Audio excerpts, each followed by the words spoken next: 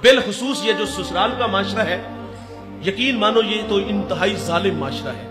मैंने Cambridge university की एक रिसर्च पढ़ी है, वो कहते 60% बच्चियां ससुराली रवैयों की वजह से दुखी है। बहू से चीनी का कप टूट जाए ना तो सास कहती घर से लाई होती तो तुझे कदर होती, जो माँ ने दिए हैं वो इस्तेमाल करो।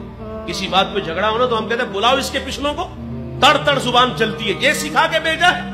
माना कि जो वो बड़ी लाडली थी, कुछ कमियां रह गई उसकी तरबियत में, लेकिन आपको किसी ने ये नहीं सिखाया कि घर में आए हुए मेहमान से बात किस लहजे में करते हैं। मेरे नबी फरमाते हैं तुम्हारे 3 बाप हैं, एक जिसने तुझे तालीम दी, एक जिसने जन्म दिया और तीसरा जिसने तुझे बेटी दी। उस बाप की भी कदर किया करो। तड़ तड़ हमारी जुबानें चलती हैं और आखिर पे वो हाथ जोड़ के कहते चलो जी एक दफा माफ कर दो। अपनी पगड़ियां उतार के कदमों में रखते हैं, बूढ़ी माँ दुपट्टा रख देती है और फिर वो रौनक भरा लहजा सामने आता है, ये आखिरी बार है, आइंदा हुआ तो इसको अपने घर में रखना। और फिर वो बूढ़े अपनी बेटी के आगे भी हाथ जोड़ते हैं। बेटे सुर्ख जोड़ा पहन के आई थी, सफेद पहन के कब्रों में चली जाना। वो बेटी भी कहती ये कैसे माँ बाप है, पहले मैं रुसवा हुई फिर मेरे सामने इन्हें रुसवा किया गया। कभी तो मैं घर की रौनक थी, जिगर का टुकड़ा था, क्या ये मुझे 2 वक्त का खाना नहीं दे सकते, रहने के लिए एक चारपाई बिस्तर नहीं दे सकते। वो बेटी को समझाती हैं बेटे तलाक याफ्ता बेटी को हमारा माशरा कबूल नहीं करता। हम कहते हैं जरूर इसमें कोई ना कोई गलती होगी। और कभी उस कमीने से भी पूछा जिसने तलाक दी है। लोग हमारे पास मसाइल लेके आते हैं, कोई इतनी बड़ी बात नहीं होती, छोटी छोटी बातों पे तलाक दी जा रही है। और फिर बूढ़े माँ बाप ये भी कहते बेटी अगर तू तलाक लेके आ गई ना तो तेरी 2 छोटी बहनें अभी घर में बैठी हैं, उनका रिश्ता कौन लेगा। और कुछ बेटियां ऐसी भी दुखी हैं मेरे भाई जिनके भाई शराबी है, कुछ बेटियां ऐसी जिनका बाप शराबी है। सारी जिंदगी शराबी की बेटी कहलाती है, सारी जिंदगी शराबी की बहन कहलाती है। मैं हाथ जोड़ के इस मजमे में अगर कोई भाई शराबी है तो हाथ जोड़ के कहूंगा अपनी बहन के हाल पे रहम करो। इस मजमे में अगर कोई बाप शराबी है तो हाथ छोड़ के कहूंगा खुदा के लिए इस बुरी आदत को छोड़ दो।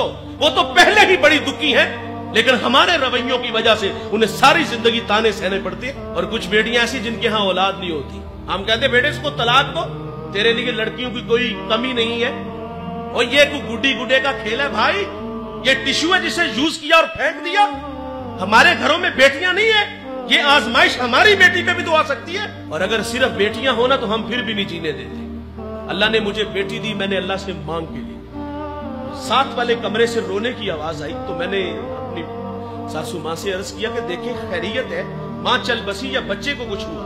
वो 2 लम्हों के बाद वापस आई तो आगे बता दीजिए 4थी बेटी हुई है। और क्यों तकदीर से उलझते हो यार, हम तो एक उंगली भी नहीं बना सकते। वो मालिक है, किसी को दे या ना दे, बेटियां दे बेटे दे, ये उसकी मर्जी है। बेटियां हो तो फिर भी नहीं जीने देते, ये हमारे रवैये हैं। मैं उस बुढ़िया को आज तक नहीं भूल सका। मैं एक फैसले में था तो मैंने बात सुनी तो कोई इतनी बड़ी बात नहीं, मैंने कहा चले जी जाने दे, ये भी बेटी है। तो आगे से वो उस बुढ़िया ने पांव से जूता उतारा और उसके भाई के मुंह पे फेंका और क्या कहा कि जुत्ती पूरी आई आई ना आई ते ला के सर छड़ी। एक औरत औरत के बारे में कह रही है, इसके घर में भी तो बेटियां होगी, वो भी तो किसी की औरत है। मेरे करीम आका की खिदमत में सैयदा फातिमा हाजिर हुई, अर्ज करती अब्बा जान, अम्मी कहती वही के वक्त जो चादर आपके कंधों पे होती थी वो मुझे अता फरमा दे। हुजूर फरमा दे फातिमा अपनी वालिदा से पूछो चादर करनी क्या है। और हुजूर भी पीछे पीछे तशरीफ ले आए। हुजूर फरमाते खदीजा चादर क्या करनी है। अर्ज की इसको बतौर बरकत के लिए कफन के लिए साथ ले जाना चाहती हूँ। तो हुजूर फरमाते आप मुझसे चादर मांग रही हो, अगर मेरे जिस्म की जिल्द भी मांगती तो मैं मोहम्मद तुम्हें वो भी उतार के दे देता। हुजूर औरत को इज्जत दे रहे हैं और हम कहते हैं ये पांव का जूता है। सैयदा आयशा पानी नोश फरमा रही है, हुजूर फरमाते इसमें कुछ बचा लेना। सुनिए सुनिए भाईजान, कहा इसमें से कुछ बचा लेना। बचा लिया गया और हुजूर सैयदा से फरमाते कहां लब रख के पानी पिया। अर्ज की हुजूर यहां लब रखे तो मेरे नबी वहीं होठ रख के पानी पीते।